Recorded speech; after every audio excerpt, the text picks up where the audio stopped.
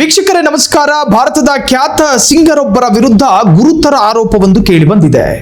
ಕನ್ನಡದ ಸಾವಿರಾರು ಹಾಡುಗಳನ್ನು ಹಾಡಿದ್ದ, ಹಿಂದಿಯ ಅಸಂಖ್ಯಾತ ಹಾಡುಗಳನ್ನು ಹಾಡಿರುವ, ಭಾರತದ ಅನೇಕ ರಾಜ್ಯಗಳಲ್ಲಿ ಅನೇಕ ಭಾಷೆಯ ಚಿತ್ರಗಳಲ್ಲಿ ಹಾಡು ಹೇಳ್ತಾ ಇದ್ದಂತಹ ಒಬ್ಬ ಖ್ಯಾತ ಸಿಂಗರ್.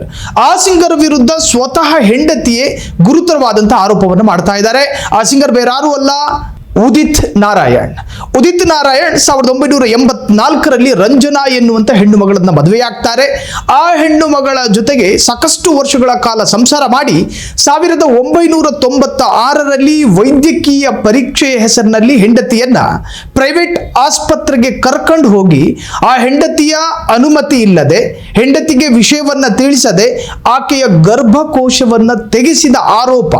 ಆ ಆರೋಪದಡಿ ಬಿಹಾರದ ಮಹಿಳಾ ಪೊಲೀಸ್ ಠಾಣೆಯಲ್ಲಿ ಖ್ಯಾತ ಸಿಂಗರ್ ಉದಿತ್ ನಾರಾಯಣ್ ವಿರುದ್ಧ ಅವರ ಮೊದಲ ಪತ್ನಿ ದೂರನ್ನ ದಾಖಲು ಮಾಡಿದ್ದಾರೆ. ಈಗಾಗಲೇ ಉದಿತ್ ನಾರಾಯಣ್ ಕುತ್ತಿಗೆಯ ಸುತ್ತ ಕಾನೂನು ತೂಗುಗತ್ತಿ ತಿರುಗ್ತಾ ಇದೆ. ಯಾವುದೇ ಕ್ಷಣದಲ್ಲಿ ಬೇಕಾದರೂ ಅವರ ವಿರುದ್ಧ ಕ್ರಮಗಳಾಗಬಹುದು. ಕಾರಣ ಭ್ರೂಣ ಹತ್ಯೆ ಮತ್ತು ಗರ್ಭಕೋಶ ತೆಗೆಸುವಂತಹದ್ದು.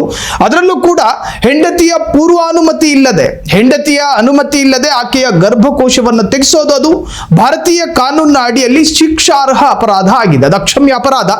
ಉದಿತ್ ನಾರಾಯಣ್ ಈ ಹಿಂದೆ ಒಂದು ಹೆಣ್ಣು ಮಗಳಿಗೆ ವೇದಿಕೆಯಲ್ಲಿ ಬಹಿರಂಗವಾಗಿ ಚುಂಬನ ಕೊಡುವ ವಿಡಿಯೋ ಕೂಡ ಭಾರಿ ವೈರಲ್ ಆಗಿತ್ತು. ಅದರ ವಿರುದ್ಧವೂ ಕೂಡ ವ್ಯಾಪಕ ಆಕ್ರೋಶವೂ ಕೂಡ ವ್ಯಕ್ತವಾಗಿತ್ತು. ಸಿಂಗರ್ ತನ್ನ ಸಾರ್ವಜನಿಕ ಬದುಕಿನಲ್ಲಿ ಸಮಾಜಕ್ಕೊಂದು ಸಂದೇಶ ಕೊಡಬೇಕು, ಆ ತರಹದ್ದೊಂದು ಜವಾಬ್ದಾರಿಯುತ ಸ್ಥಾನದಲ್ಲಿರ್ತಕ್ಕಂತಹ ಖ್ಯಾತ ಗಾಯಕ ಹೆಣ್ಣು ಮಕ್ಕಳ ಜೊತೆ ವರ್ತಿಸುವಂತಹ ರೀತಿ, ಬಹಿರಂಗವಾಗಿ ಮುಜುಗರವೂ ಇಲ್ಲದೆ ಹೆಣ್ಣು ಮಕ್ಕಳಿಗೆ ಚುಂಬನ ಕೊಡುವಂತಹ ರೀತಿ, ಈ ಎಲ್ಲದರ ವಿರುದ್ಧವೂ ಕೂಡ ಜನಾಕ್ರೋಶಗಳು ವ್ಯಕ್ತವಾಗಿತ್ತು. ಇದರ ಮಧ್ಯೆ 1996ರಲ್ಲಿ ನಡೆದಂತಹ ಘಟನೆ. ಅದಾದ ನಂತರ ಅವರು ಎರಡನೇ ಮದುವೆ ಆಗಿದ್ರು. ಮೊದಲ ಪತ್ನಿ ರಂಜನಾಗೆ ಮಾಹಿತಿಯೂ ಕೂಡ ಇರಲಿಲ್ಲ ಎರಡನೇ ಮದುವೆ ಆಗಿರುವಂತಹದ್ದು. ಈಗ ಅದೇ ರಂಜನಾ ಬಿಹಾರದ ಮಹಿಳಾ ಠಾಣೆಯಲ್ಲಿ ಕೇಸು ದಾಖಲು ಮಾಡಿ ಅದರಲ್ಲಿ ಪ್ರತ್ಯೇಕವಾದ ಉಲ್ಲೇಖವನ್ನು ಮಾಡಿದ್ದಾರೆ. ಉದಿತ್ ನಾರಾಯಣ್ ಮಾತ್ರವಲ್ಲದೆ ಉದಿತ್ ನಾರಾಯಣ್ ಅವರ ಸಹೋದರರು ನನ್ನನ್ನು ಪುಸಲಾಯಿಸಿ ಬೇರೇನೋ ಕಾರಣಗಳನ್ನು ಹೇಳಿ ಆಸ್ಪತ್ರೆಗೆ ಕರ್ಕೊಂಡು ಹೋಗಿ ಬಲವಂತವಾಗಿ ನನ್ನ ಗರ್ಭಕೋಶವನ್ನು ತೆಗೆಸಲಾಗಿದೆ.